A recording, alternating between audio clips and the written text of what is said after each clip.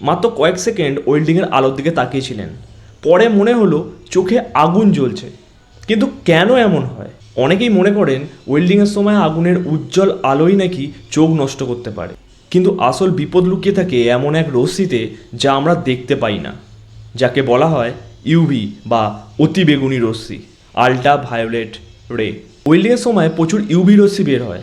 যদি সুরক্ষা চশমা ছাড়া সরাসরি ওই রশ্মির দিকে তাকাও, তাহলে চোখের বাইরের স্বচ্ছ স্তর অর্থাৎ কর্নিয়া ক্ষতিগ্রস্ত হতে পারে। এই অবস্থাকে বলা হয় ওয়েল্ডার ফ্ল্যাশ বা ফোটোকেরাটিটিস।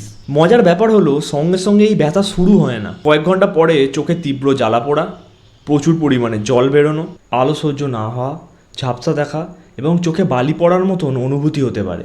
বারবার এমন হলে দীর্ঘমেয়াদে চোখ নষ্ট হওয়ারও ঝুঁকি বাড়তে পারে। তাই পেশাদার ওয়েল্ডাররা চোখে শুধু চশমা নয়, বিশেষ ওয়েল্ডিং হেলমেট ব্যবহার করেন যা অতিবেগুনি রশ্মি বা ইউভি লাইট থেকে আমাদের চোখকে সুরক্ষা দেয়। মাত্র কয়েক সেকেন্ডের অসাবধানতা আপনার চোখের অনেক বড় ক্ষতি করতে পারে। আপনি কি কখনো ওয়েল্ডারের আলো দেখে চোখে জ্বালা পোড়া অনুভব করেছেন? কমেন্ট করে জানান। আর আরও ইনফরমেটিভ ভিডিও পেতে সাবস্ক্রাইব করুন ডিকোড ওয়ার্ল্ড বাংলাকে।